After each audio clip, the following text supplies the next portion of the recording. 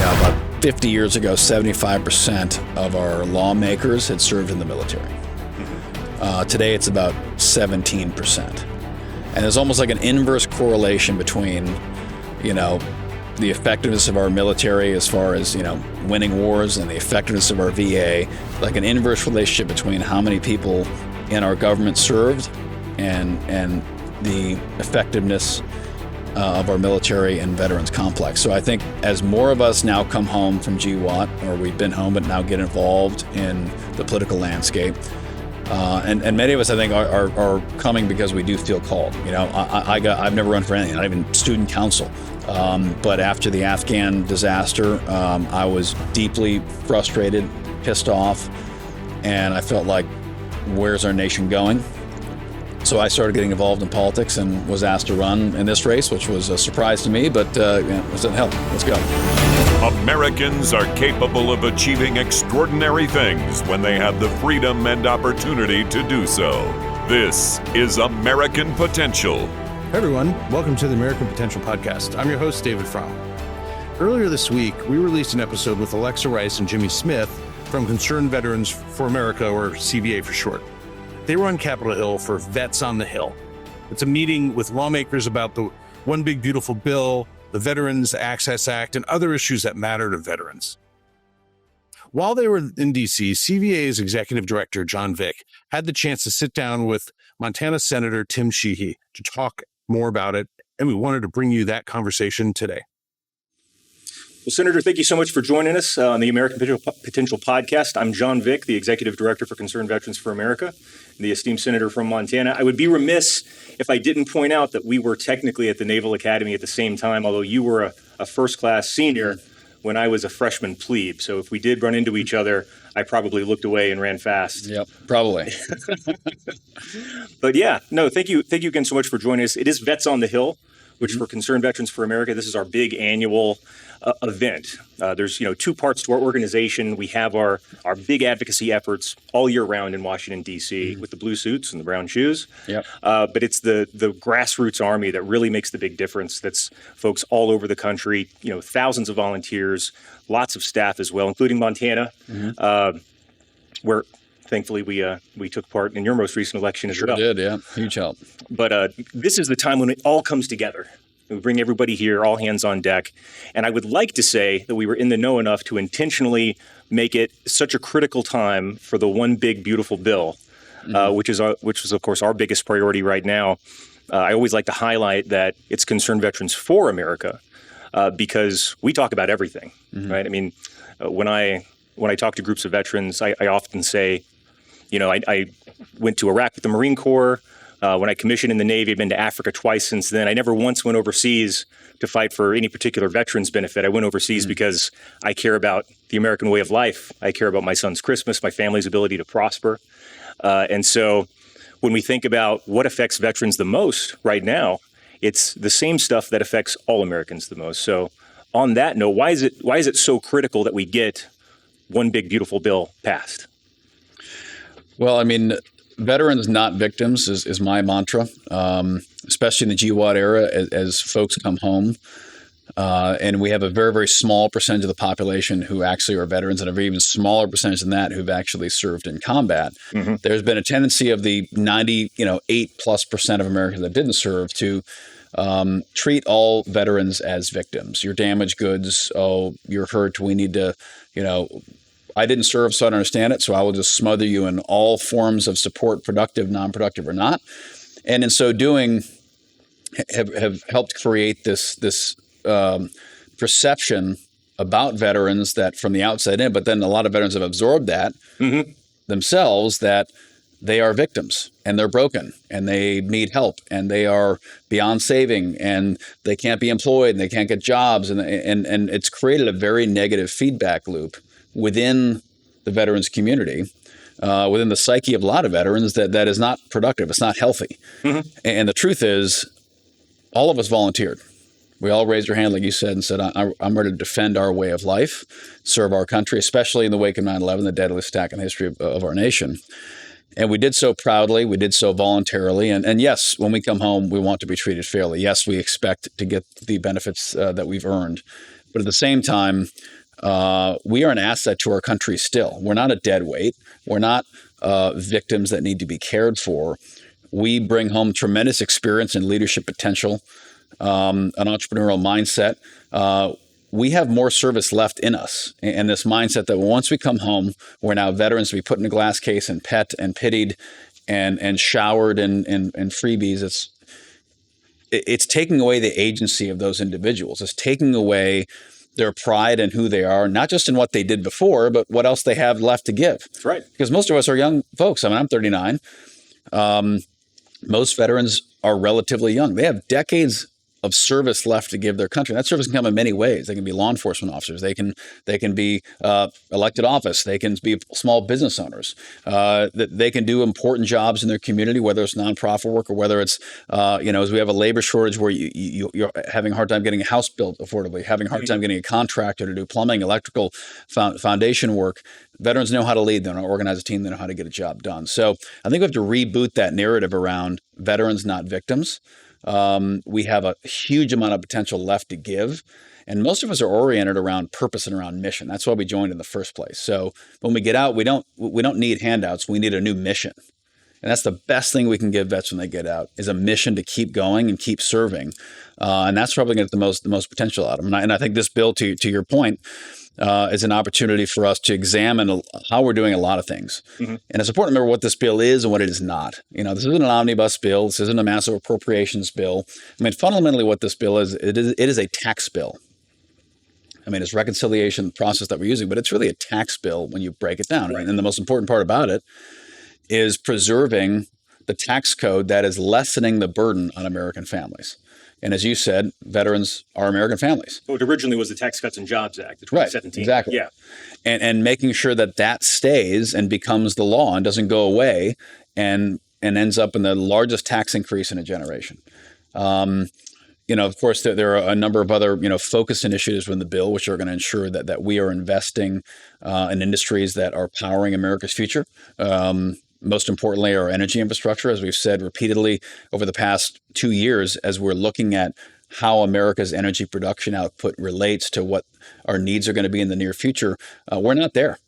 We are not there to power the AI revolution, crypto revolution. We're not there from an energy infrastructure or production standpoint.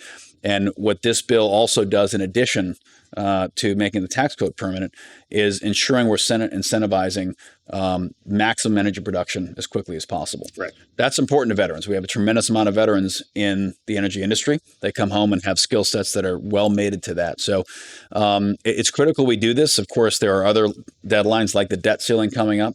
We don't want to default on our debt, so we have to deal with that.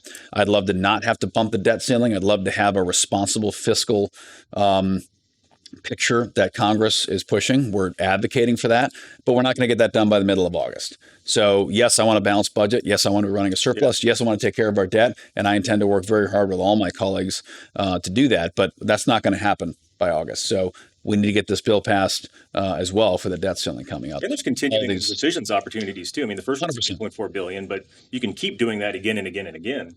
Mm-hmm. And I like what you said about opportunity, and I wish they had asked you about the name of HR1 because one big beautiful opportunity act would also have been really, really great. You mentioned how much left that veterans have to give. One of the more fun cliches I like to bring up is veterans starting breweries. Mm-hmm. You trip over them. Here in DC, you got Veteran Brew Pub right down in close to Navy Yard, I think. But that's something that requires CrossFit gyms and alcohol. That's basically they've nailed it on that. You start the Murph at one and you end it at the other. Exactly. Yeah. No, it's but you. For instance, if you did want to do that, or a bakery or anything else, if you're saddled with the largest tax increase in American history, that squashes that opportunity. Yeah. Under just continuous onerous burden. So I think solidifying that, codifying that permanently is going to be an incredible opportunity. I know that the goal for this was to get it to the president by July 4th. I mean, why is it important to do it sooner than later? Well, I mean, every day that goes by is a day we're losing. I mean, it's as pilots say, there's a handful of useful things and a handful of useless things, and runway behind you, fuel on the ground, and altitude above you. And every day we're driving down the runway here, we're losing time to get this done before the debt ceiling hits in August. And you got to remember, one of those precious things in that building, a couple blocks away in the U.S. Capitol, the coin of the realm is floor time. And again, you don't get time back. Time marches in one direction. Right. And we have to assume that there's potential in 2026 and 2028 that we lose elections. We hope we don't. We're going to fight hard not to lose them, but we have to have a contingency plan that our legislative calendar has to assume that we're going to lose one or one house or the other in 26, and we're going to lose the White House in 28. We just have to work under that assumption. It has happened. Exactly. Yeah. I mean, and typically history shows that the pendulum swings and the party in power loses seats in one or both houses in those midterms. And in any military operation, you have to plan. You always have worst case scenarios, and we have to plan, hey, we're going to take casualties here. So if you assume everything's going to go perfectly the whole way, then you're probably going to have a very nasty surprise at some point in the operation. So my point in that is we have to assume that come 2026 elections, we're going to lose either the House or the Senate, hopefully not both, but we have to assume that. Therefore, we have a year and a half of legislative floor time to get this, to get a lot of initiatives done. The sooner we get this done, the sooner we can move on to things that a lot of folks don't see in the news every day, like nominations. We've confirmed President Trump's cabinet, his principal cabinet, at about the fastest pace in a couple of decades. One thing a lot of Americans aren't realizing, is a lot of it's inside baseball, but they should understand this, is that, Chuck Schumer and Senate Democrats have engaged in the most aggressive obstruction campaign really ever. I mean, this hasn't happened since President Hoover, a century ago. We have not seen this level of obstruction of cabinet nominees ever. They're forcing, I won't go into specifics because it's mind-numbing, but the Senate has a number of procedural hurdles for any vote, from taking cloture, voting for cloture, then floor time, debate, final vote.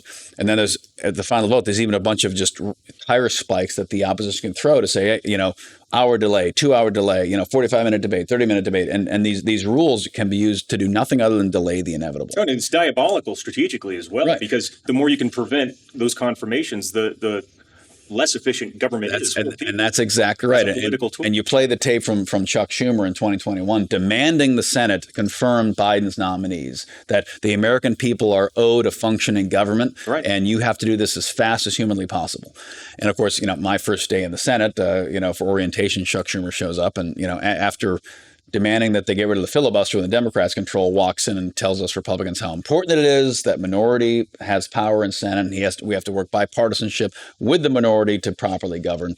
But anyways, so where I'm going with this is floor time is key. And obviously right now, the one big beautiful bill is chewing up a tremendous amount of just time and effort in the Senate. So when we get past that, and then get it back to the House and get into the White House, the sooner we can get back to nominees, the sooner we can get out of legislation that is very important across the aisle.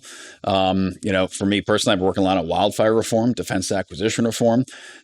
Essentially, our constitutional republic can't move on to other issues until we tackle this one. So right. The timeline's key. We've laid out the 4th of July as our deadline. I think we're tracking to that. It's going to be nights, weekends until we get there, but I think that's what we've committed to. That's great. And actually, it's a pretty good segue, too. I mean, one of the things that has been a little bit held up because H.R. 1 is so critical, the big, beautiful bill is so critical, is the Veterans Access Act. Mm-hmm. We talk about everything at Concerned Vets for America, but we also love talking about veteran stuff as well. And certainly the Veterans Access Act is a big piece of that. Just for generic background, I view it as really codifying what was promised in the 2018 Mission Act, mm-hmm. right, which introduced community care options for veterans. But you saw, especially during COVID and then during the Biden administration, a lot of the tenets of community care under the Mission Act were really undermined, where you had just different versions of artificial wait lists and some VA facilities intentionally not notifying veterans of their eligibility to even have mm-hmm. community care. And so I talk about the Veterans Access Act sort of in military parlance as the difference between you may and you shall, mm-hmm. like delivered with a knife hand. Yes. In terms of you shall notify veterans of their eligibility for this stuff. We are going to get, care to folks. But would you care to elaborate a little bit on how increasing access to community care for veterans, especially in places like where you're from, Montana, what a game changer that's going to be? I wouldn't even say it's a game changer. I'd say it's like a fundamental reality altering development that we have to pursue. My predecessor in this seat was basically the biggest opposition to community care out there. His stance and most of those around him was that, the VA bureaucracy and the employees union within the VA, that's what we have to focus on. We have to protect the bureaucracy of the VA. We have to ensure that every clinic is a VA clinic. VA employees are the focus of our attention. And, for most VA clinics, I don't know, do you know what the metric of success was? Like the one metric that VA headquarters uses to determine the effectiveness of those clinics? No, what is it? Employee complaint minimization. That checks. So Yeah. whose employees are filing the least amount of complaints with the VA? And that just shows you the perverse incentives that exist. It's not who's got the healthiest veterans, who has the best customer care scores from veterans, who's treating the most veterans. No, it's which clinic has employees who are complaining the least. Mm-hmm. And that, of course, is their metric for success. And I think that right there indicates how we've gotten to where we've gotten. And quite frankly, the time for talk is over. The time for examining the problem is over. We know what the problem is. The problem is the VA budget and headcount has increased. The budget's increased 78% in the last 4.5 years. 78%, almost doubled. VA headcount employees has gone up about 28% in the same amount of time. Right. During that 4.5 year period, veteran population in America has gone down 9.2%. So all the trend lines are splitting. More bureaucracy, more employees, less veterans. So with that ratio splitting, that the employee to veteran ratio increasing, you'd think we'd see an increase in veteran life expectancy, an increase in veteran customer satisfaction. And the truth is we've seen no change in those trend lines. And by seeing basically no statistical change outside a margin of error in those middle trend lines, while increasing funding almost 2x, increasing employee count by almost a third, and decreasing veteran population by 10%, mm-hmm. there should be a marked increase in output results. In any other scenario in the world, in business, in the military, if you put twice as many troops against a target, twice as much incoming fire, against a target, you'd see impacts. We're not seeing that here. So veterans' outcomes are so divorced from the metrics of success. I mean, it's about dollars. Yes, it's like going up to a construction company and saying, "Hey, how's the project going? We've consumed, 800,000, board feet of timber, and we spent $20 million." It's like, but did you build a house? That's exactly right. And they're like, well, that doesn't matter. Here's how much money we spent, and here's how much lumber we used, and look how big my construction crew is. Show me where's the project, where's the site? Well, that's not important. So our metrics are measuring inputs, not outputs or outcomes. That's a huge problem. So back to your specific point, though, we need to ensure that we are leveraging all care avenues for our veterans. And that means private providers. That means non-standard medical care. Many veterans are experimenting with psychedelics, saying this is fixing my issues.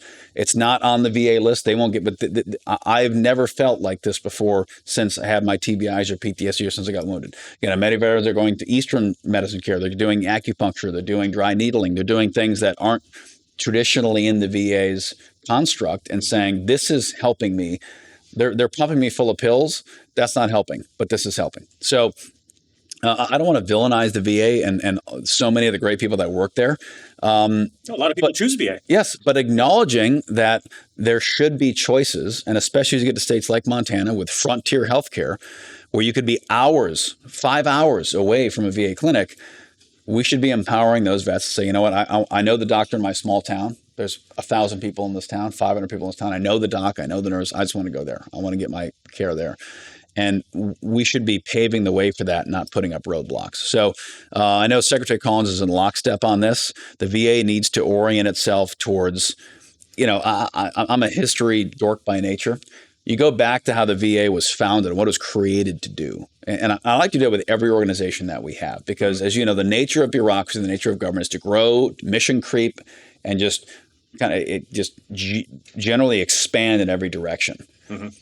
And when the VA was founded, I mean, technically we had a VA department kind of civil war, but really when the VA as we know it today was in the interwar period between World War I and World War II.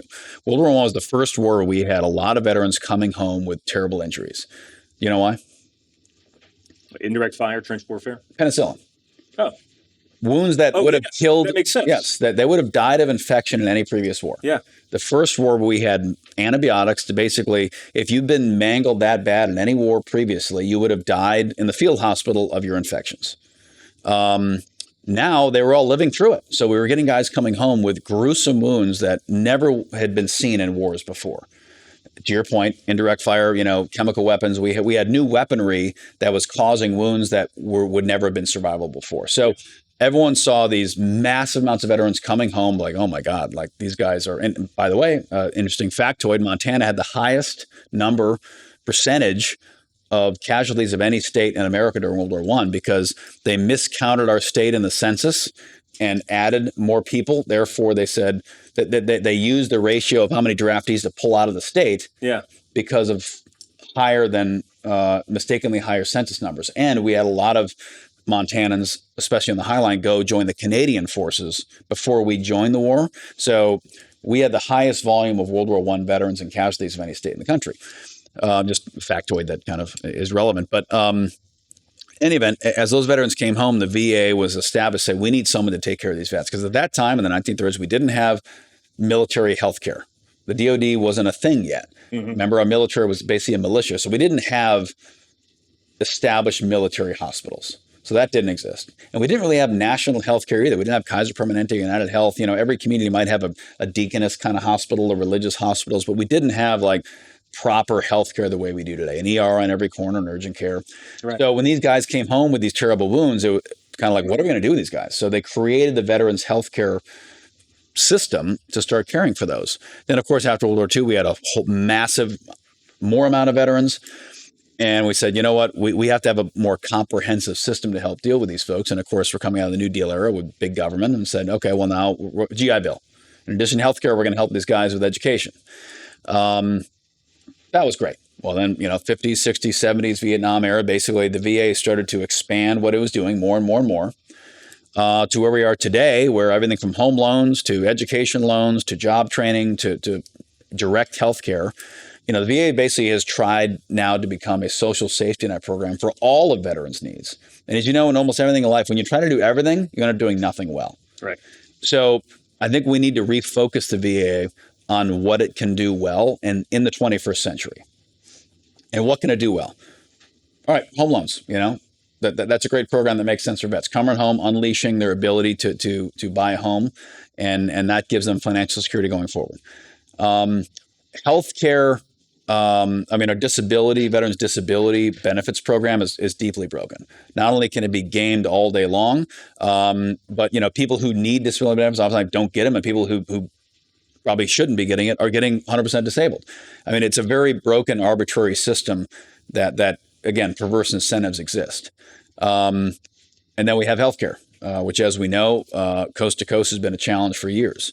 So as we enter the 21st century, as we look at provider shortages across the board, not just VA, but we can't get enough doctors and nurses for our typical hospitals. Why are we building a $30 million VA clinic across the street from a hospital? The hospital already doesn't have enough doctors and nurses to staff it. Now we're going to build a hospital that competes with that hospital, pulling more doctors and nurses from it. And now we have two underutilized, understaffed facilities that we spent millions of dollars building, neither of which can meet the needs of their patient volume. So I think we need to reimagine how veteran healthcare is thought. I'd love to see the VA become more of a payer and give more choice to the veterans. All right, if you want to go to a VA clinic, you can. I think give them access to DOD healthcare. Most veterans live within an hour of a military base. Why can't they simply go back on base and go to the military hospital on the base?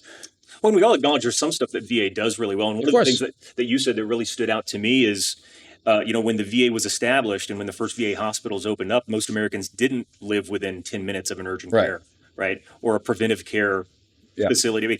Preventive care, it's really impossible for us to estimate the total cost to the VA, to the government in the first place. Because if, for instance, if you live 2 hours away from Billings, but that's where you have to go to get VA care, you might not go get the annual physical. That's exactly right. Until you're really hurt. And then it's it's you're shortening somebody's life, and it's much more costly to treat that person when they're already terribly ill. Yeah. Than if they could just go to the same place that their spouse and their children go to get preventive care. Yeah, and especially in Montana, we hear the mantra constantly: our rural hospitals are struggling, which they are. That's not just true; they are. But a big reason for that is the VA used to be one of the biggest payers within these rural hospital healthcare networks because most veterans live rural. The rural America is a higher percentage of veterans than urban America. And the VA used to be, one of our clinics in Montana, I won't say the names not to reveal confidentiality, but, they used to have 35% of their revenue. Their largest single customer was VA, was veterans coming in, getting community care through the VA. Well, as that program, as you correctly pointed out, has really been disincentivized quietly behind the scenes, and they've been kind of even using things like shuttles to get people back and forth, denying nonprofits the ability to shuttle veterans, saying, no, you have to take a VA shuttle. It's like, well, there's not enough VA employees to even man the clinics. You're going to send one 5 hours in the middle of nowhere to pick me up in a shuttle? Yeah, we'll be there in 14 days. So by creating barriers to access community care, it's robbed many of those rural clinics from their ability to recognize that revenue. So that's hurting those rural hospitals. So I think that the VA moving out more of direct care and saying, listen, we're going to stand behind the veteran and help them get care from wherever it is that they need or that they want. If they have a local provider, then great. And that doesn't mean we should close all VA clinics at all, not all, but we do a rationalization of the footprint. And we open up DoD healthcare, because the other big issue with veterans healthcare, of course, is as you get out, that gulf between active duty and veteran status is one that is inexcusable. It still exists today. It's really ridiculous. Like they make you like this giant. It's like Indiana Jones 3, and he's got to like jump across the big chasm to get the Holy Grail. It's like, why are we making every veteran do this jump? Why don't we just close that gap? And it's seamless. Why don't DoD electronic health records immediately port over to VA? And how many vets do we lose because they just couldn't figure out the jump? Totally. And why is the transition process so broken? Why are we forcing them to do a leap of faith when it should be seamless? Why is the VA spending billions of dollars after 30 years still trying to get VA healthcare digitalization? Like it's silly. It's 1990s style. So a lot of it's because of obstruction within the agency. I firmly believe that. Folks say, well, if this is more efficient, that means less jobs for us. So let's make sure we, go throw that thumb drive over the side. So we need to make sure that we're closing that gap. And then in that gap, also recognize that veterans, in many cases, I believe, you have certain disability ratings. I mean, I think every veteran probably doesn't make sense, but they have access to DoD healthcare. Just go back on base. Go to the base hospital. Why are we making you go somewhere else? The infrastructure exists, and from a 3-to-1 ratio, private healthcare and DoD healthcare is 3 times more efficient from a cost basis than VA healthcare is. 3-to-1. So for every $1 of care you spend in the private sector or on the DoD facility, it takes $3 to get the same level of care in the VA. So we need to stop protecting the bureaucracy and focus 100% on what's better for the vets. And I firmly believe that opening up more community care options, being more imaginative about how the military can stay engaged in veteran healthcare, and having the VA take more of a backseat to say, you know what, we're going to become an enabler for the veterans to make their own healthcare decisions. Mm-hmm. And we're essentially going to become a payer for the care that they need. And there are certain specialties where the VA is great. And I'm not saying we get out of the business completely, but it's not a scalable model for the VA to expect that they can have a national network of clinics everywhere that can serve every veteran's needs. That doesn't make sense. Yeah. I mean, imagine a world where VA accountability means the VA is making sure that veterans' dollars are being spent correctly on things like community care instead of oversight having to uncover everything that VA is doing wrong or covering up. Well, and many of the same people that demand 100% VA clinics everywhere and VA care, the same people that are out there hating on, the giant medical conglomerates, which VA is the largest healthcare system in the world. I mean, it is the largest healthcare conglomerate on the planet. Yes, it's government. And they can't figure out electronic health records. Does government automatically make it good? I mean, that's the other weird, mindset. I hate big companies, big corporations, they're evil. But I love big, giant government agencies that have no accountability, where you can't fire anybody and hold their feet to the fire when they screw things up. It's like, how do you square that? I mean, you don't like a big corporation. Okay, that's fine. But then you love a giant government agency where, again, you can't fire anybody. You can't hold them accountable. I mean, they hide in there. So without accountability, you can never have excellence. Without excellence, we can never achieve the level of veteran care we need. So I think it's time for reimagination of the VA. This has gotten me attacked in all kinds of corners from veterans. I'm a combat wounded veteran, married to a combat veteran. She's a Marine. Like all my company's employees were all founded combat veterans together. I care deeply about the issue, but the point is I care deeply about the issue, which is taking care of veterans. I don't care deeply about the bureaucracy. I'm not loyal to the bureaucracy at all. I'm loyal to what's going to produce better outcomes for our vets. Yeah, outcomes is key. Yeah. We could do another 30 minutes just on this thing. 30 minutes for 2 hours. No, I will say is sort of to put a bow on this too. One for me personally and for my friends and fellow veterans, I think what I'm most excited about are the pilot programs in the Access Act, Veterans Access Act, for mental health and substance abuse treatment. Yep. I mean, end of the day, what this is going to do is make sure that whether it is a VA, we all know people that have suffered from, whether you're a veteran or not, some people that have suffered from substance abuse, mental health, whether that's PTSD, military sexual trauma, whatever the case is, when somebody decides that they're ready to get help, that window is often not a month long or 3 months long. Sometimes it's a day. And I love that the pilot programs in this are going to make it so that whether you want to go to a VA facility or a Minute Clinic, wherever you can start that journey to recovery or treatment, that VA should be able to cover that for you. I think that's going to save a lot of lives. And I think, whenever we talk about this, I try to remember that we've lost around 7,500 global war on terrorism servicemen and women overseas since those wars started in 2001. Among that same veteran population, we've lost 30,000 to suicide. And a lot of that has to do with mental health, substance abuse, some mix of the two. And so I think that, the changes we're going to see in the Veterans Access Act are not only going to make veterans healthier, but are also it's going to save a lot of lives. And that's going to, I think, open up more options in the future, especially for rural veterans like the ones in Montana. Yep. A lot happened on my plane ride up here a couple days ago. I mean, so we talked about the economy and the impact of the big beautiful bill. We talked about the Veterans Access Act.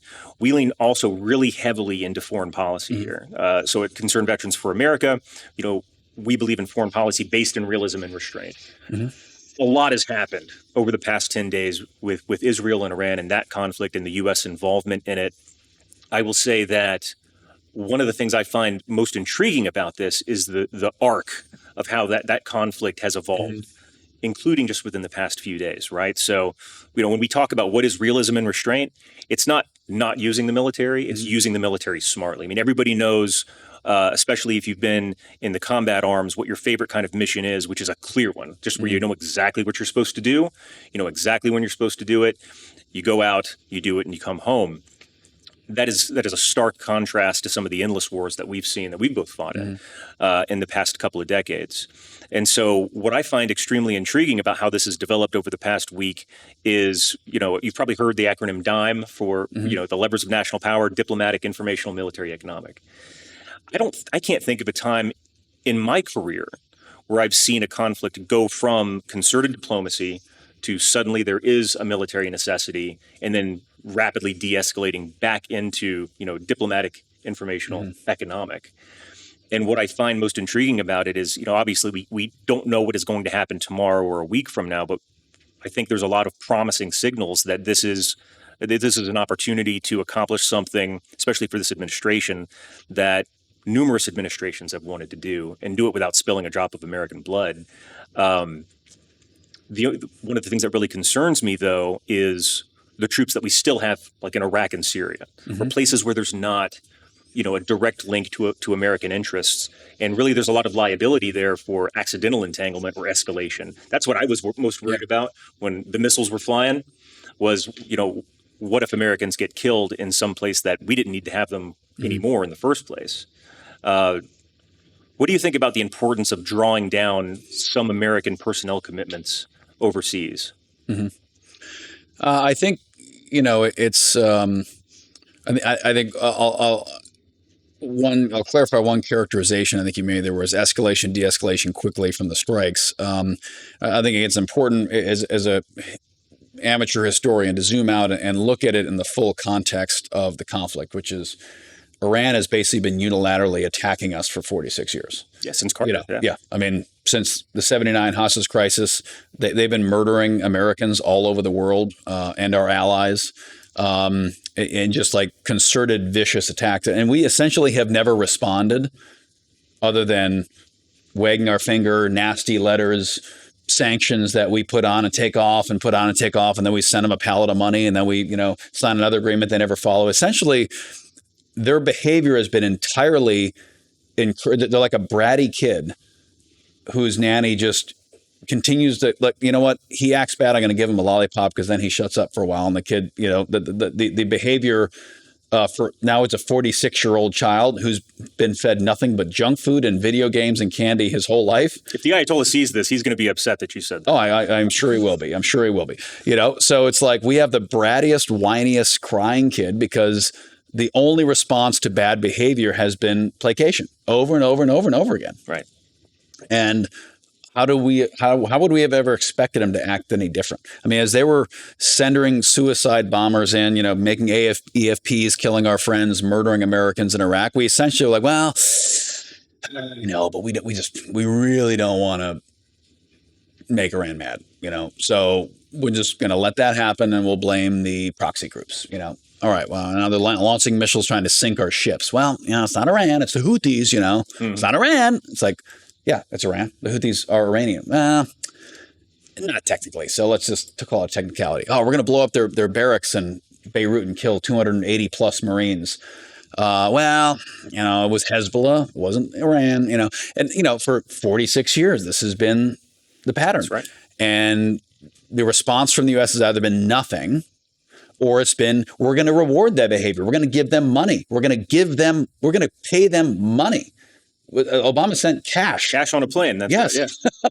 I mean, this is like a hobo on the street who's like waving his knife at people, stabbing people, not just threatening, stabbing people as they walk by. And everyone's like, whoa, and the cops are like, hey, we don't want to make him mad. Just as long as he only stabs one person an hour, it's okay. And then they walk by like, hey, just okay, here's a bundle of cash and drugs, homeless guy. Just what you're doing is fine. Just don't, as long as you stay within this city block and don't do anything else, we'll keep giving you money. Just please keep doing that. Just don't do any more than that. And that's really been the relationship. And this whole time, as this crazy hobo is waving a knife at people, he's in the background, building a bomb. And we're like, well, if we negotiate with this crazy hobo and offer to give him more money and drugs, maybe he'll stop building his bomb. Well, shocker, that didn't work either. So, this strike was righteous and, vengeance, justice, karma, balance of the universe, I Ching, whatever the hell you want to call it. Like they had it coming and they got it. And I hope they get it again because fuck those guys. But I will say about our troops based in the Middle East and around the world, I'm an America first foreign policy guy. As you and I both said, we've fought in these wars where we were sent over there to run around for years. And I'm proud of the service. We did a lot of good things. We definitely did. Had we had a steadier hand on the foreign policy at Obama, not yanked us out of Iraq before, Iraq was one. Iraq was like, it wasn't clean. Should we have been there in the first place? A lot of opinions vary, but we were. And our job there was not to question why, but to do or die. And we got it done. Like Iraq was in a very good spot in 2011. And in order to look good in his 2012 election, he yanked the plug, pulled us out, and guess what? We had ISIS. Now Iraq's in a pretty good spot now, but it takes time. And had we not pulled out in 2012, I'm very confident ISIS never would have shown up. Iraq would have been a more stable regional security partner for us, and we wouldn't have a lot of what we have going on now today, but that is. And then, of course, we pulled out of Afghanistan, which is what got me here in the first place. Watching that pull out in Kabul was disgusting and shameful, and it was a stain on the soul of our nation. Of course, the biggest malign influence in Iraq right now is Iran. Yes, exactly. It always has been. I mean, and that brings into focus, really the ancient dynamics at play here, which, when people want to talk about this in a 1 year, 5 year, 25 year horizon, even 46 year horizon, like it's just so irrelevant. Even the state of Israel, which I support staunchly, but like the state of Israel's official creation there in, 1948, obviously the state of Israel goes back much further than that. But as far as the modern version of it, that wasn't a match in the gas can. I mean, these ancient, the Arab-Persian struggle with the Western, interloping occasionally goes back 5,000 years. And that inferiority complex between the Arabs and the Persians goes back a long way. And the Persians believe, we've been the big kids on the block for 5,000 years. Like, this is our region. We own it. We're very proud of it. And we've been disgraced and pushed back in our box. And these Arabs are nothing but upstarts. 150 years ago, they were running around living in tents, riding camels. And then someone poked a hole in the ground, found a bunch of oil. Now they're the richest guys in the world. They resent that. They don't like that. They don't respect the Gulf states. And they don't like them either. And then, that tension exists in a very real way. Of course, you add Israel in, which essentially is a symbol of the West, and that further aggravates things. But the reality is we have to act in all of our foreign policy in what's good for America. Every action we take in the foreign policy world, military, diplomatic, otherwise, needs to be what is good for America. And as you look at the Middle East, I'm very real. They're like, oh, how do we get peace in the Middle East? Like, we don't. Where do you live? La La Land? Like, we're not going to achieve peace and stability in the Middle East. What we can do, though, is achieve things that are good for us. What do we want in the Middle East? We want the Straits of Hormuz open and navigable for oil and gas coming out of the Persian Gulf. We want the Red Sea and the Suez Canal open and navigable and in control of free market enterprises so that global trade can flow. We want Israel to exist. We don't want them wiped off the face of the earth, which is Iran's foreign policy, death to Israel and death to America. And we want extremist terror groups not to have safe haven to plan and launch strikes on the free world from there. Like, those are the things that really we want and need out of the region. Now, if we can get other things too, if we can get Qatar and UAE and Saudi Arabia to make huge investments in American business and vice versa and grow economically there, that's great. Yeah. If we can have democracies there that embrace liberal values and have women driving cars, great. That's wonderful. I hope so. But it is not our problem, nor is it incumbent upon us to try to create and prop up governments to spread those values, because it's not our job. And as we've tried to do it for years, it costs us thousands of lives, trillions of dollars, and it's a massive distraction. So we need to figure out what we can do, what we can't do, and what we should do for our interests, and focus on those core things. So when it comes back to our base in the Middle East, I think it's absolutely a case for rationalization. I do not think we should pull everyone out of the region at all, because the reality is we will have to respond. We have embassies there, we have Americans there, we have businesses there. And when things happen, whether it's Benghazi, whether it's what's going on now, we need to be able to quickly respond and support our allies, support our embassies, protect our business interests there. If we have ships there, which, there's a handful of SEAL operations this past few years on vessels, and having bases there with troops there, unfortunately, is a requirement of having, if we're going to have an economic, a diplomatic presence, as you said, we've got to have military infrastructure there. Do we need as much of it as we have now? I think, that remains to be seen. But I definitely agree, a rationalization of how our footprint exists makes sense. Yeah, well, I think rationality is really the key there, right? I mean, I don't think anybody rational thinks that, we should close up shop on Fifth Fleet, right? Because you have to be able to respond to these things. But I think just taking a good account of the toolkit that we have, right? And that's what I'm most excited about with this administration is you see the real effort at diplomacy and also the transparency in it. I mean, going back to the Chuck Schumers of the world, trying to call it like transactional or something like this. Yeah. This is not boiling down foreign policy to, well, all they understand is force, or they're our best friends in the world, right? This is taking a realistic account of different countries with, a different ethos and different motivating factors to achieve direct American interests. Yeah, sometimes you got to work with people you don't agree with or don't like. I mean, in the war, we'd be partnering up with Afghan units that, I don't approve of how that guy treats women. We probably don't agree on our religious beliefs. We probably don't align. This warlord who probably moonlights for the Taliban half the time because it's good business for him. Well, guess what? I need him to deal with the IED problem in this valley. This is his valley. He doesn't want IEDs along his commerce route. And he's willing to work with me to stop the, explosives manufacturing cell that's supplying him here. Do I know he's got Taliban ties? Sure. But he's more useful to me even if I get him half the time, than if I kill him or ignore him. You know, and if you look at the Middle East as a whole, a lot of these leaders, we're not going to agree with them on human rights. We're not going to agree with them on the fact that they have a monarchy and we want a constitutional republic. We're not going to agree with them on women's rights or even how they run their economy. But guess what?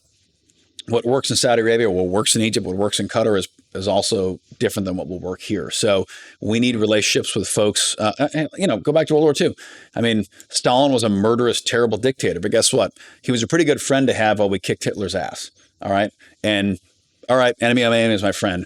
I probably don't agree with you on much, and we'll spend the next 50 years in a struggle. But right now, let's deal with the problem at hand, which is this bad guy. So I think for a lot of our friends in the region, we're not going to line on everything, but if we can do things that are good for America, good for our people, good for our economy, then we should. And I mean, that's what every other country in the world does. They do what's good for them. I mean, India is the greatest example where they essentially, they'll work with China, they'll work with America, they'll work with Russia. If they can find a partnership with any country that benefits them and their economic growth, then they do it. So, Senator, thank you again so much for joining here with us. Obviously, I think you were a history major. It must have been. I was, yep. Yep. But we'll end on this. Obviously, Concerned Veterans for America, we are the only national organization that is purpose-built to amplify veterans' voices, military family voices, and just patriotic citizens across every aspect of American governance, whether that's veterans issues, the economy, foreign policy. We cover everything because we believe that veterans have a unique perspective solidified by our experiences.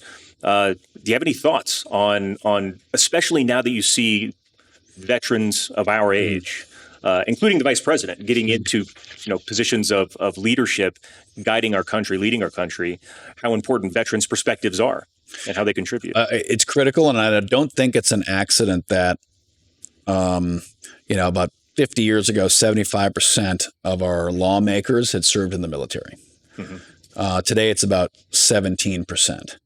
And there's almost like an inverse correlation between, the effectiveness of our military as far as, winning wars and the effectiveness of our VA, like an inverse relationship between how many people in our government served and the effectiveness of our military and veterans complex. So I think as more of us now come home from GWAT, or we've been home but now get involved in the political landscape, and many of us, I think, are coming because we do feel called. I've never run for anything, not even student council. But after the Afghan disaster, I was deeply frustrated, pissed off, and I felt like, where's our nation going? So I started getting involved in politics and was asked to run in this race, which was a surprise to me. But I said, hell, let's go. So. But I think as we see that veteran voice come in, and whether it's Republican, Democrat, obviously I'm a conservative, but either side, I hope we get more veterans because I think we also have the ability to work across the aisle with each other. We can look at each other and say, hey, listen, we may have different, letters after our name on the Hill, but we both wore the same uniform. And especially for combat vets, say we've both been there, done that. Let's do the right thing here. But injecting that sense of mission back into these organizations. The mission, as we're seeing with DOD. I mean, Pete Hegseth, obviously deep roots to this organization, is incredibly focused on warfighting. That's the mission of the military. Not drag queen recruiters, which I feel crazy saying that, but that the Navy's recruiter was a drag queen performer. Insanity. We were literally exploring ways to make the carbon footprint of our fighter jets and ships and tanks lower, as if Russia and China give a about the emissions coming out of our vehicles. Like the sole purpose of designing a tank needs to be how can you kill the enemy best? So, he's reorienting the DOD around mission. That's all that matters. And I refuse to send our I'm father of 4, 17, 18, 19-year-old kids overseas with suboptimal equipment because it's lower emissions. Right. Or, suboptimal training because they had to make up for the drag queen drill sergeant that, didn't want to, whatever. Sure. Like, no, mission. VA, what is the mission? Taking care of veterans, ensuring veterans' health care is being delivered quickly, efficiently, cost effectively. That's the mission. The mission is not bureaucracy and process. It is veteran outcomes. So that's right. And I think veterans can bring that sense of mission back into government. I think a lot of Americans are starting to finally wake up to the fact that giant bureaucracies have no soul. They don't. They're bureaucracies. The bureaucracy doesn't care. Mm-hmm. There can be individuals in the bureaucracy that care, but the bureaucracy itself doesn't care. And I'll tell a very quick vignette, where I had a SEAL friend of mine, American hero, many combat deployments, who could not get his VA home loan closed, like years on years. It was just the bureaucratic runaround of just like, wow, this form, that. And his wife was so organized. Had everything just, tick and tied for years of forms saying, like, basically she was just getting the runaround and essentially get it one VA home loan officer, and they'd kind of just dig into the case and find an excuse why not, then kick it to another one. Basically, because it was a non-standard home. It wasn't a cookie cutter, home. It was kind of a farm ranch property, so more rural. Still their primary residence, still a home, totally eligible, but because it wasn't in their cookie cutter version, no one was willing to do the work, even though she laid it out for him. Yeah. Well, finally, they reached out to me. I call up to headquarters, say that, I went through it. I did not get a home loan on my property in Montana for the exact same reason. So I resonated right away. So I got screwed over like this. Guess what? Now I'm in a position to fix it. I called over. Within 24 hours, they had the process fixed, home loan moving. Why? Like, why? And it wasn't an exception. There's no waiver. It was just someone finally had to have the moral courage to stand up and say, no, this is read that line of the reg. Well, it doesn't make it clear. Yeah, because you had to make a decision and be accountable for that decision. And no one wants to be accountable in government. Right. They all want to be like, well, there's some gray area there, and I'm always going to go to the lowest, most conservative interpretation of the regulations. I'm not going to risk interpreting those interpretations any way other than the most absolute bureaucratic protectionist mode. And that's that's the government writ large, which is the people may want to help, but they're very quickly hide behind the regs like, well, I don't want to stick my neck out. So us injecting that mission back into government in all areas. We see it in DOI with Doug Burgum about wildfire reformers. I'm working on that. We see him, with Brooke Rollins in agriculture. We see it with Chris Wright at Department of Energy. The purpose of the Department of Energy is create energy, power America, not stop energy projects from happening, not kill them in permits, not bury them in environmental review. Department of Energy is meant to create energy, not kill energy. Right. Department of Defense is meant to defend the nation with an effective military. So I think we're seeing that sense of mission return. The VA sense of mission is absolutely alive and well with Secretary Collins, and we're working closely with him to make sure that we're getting the VA reoriented towards their mission, which is taking care of veterans. That's awesome. Well, Senator, thank you again. Thank you so much for coming in here. This was awesome. I hope we get to have you on again sometime soon. Yeah, let's do it. Thank you, sir. All right. I want to thank John and Senator Sheehy for taking the time to have this conversation and letting us share it with all of you. If you like this episode and would like to stay connected with the podcast, be sure to like and subscribe to our channel, as well as following us on Facebook, Instagram, and YouTube. And always remember, liberty and freedom are easily taken for granted. Don't take it for granted. Go out there and defend freedom and liberty. Thanks for joining us, and we'll see you on the next episode.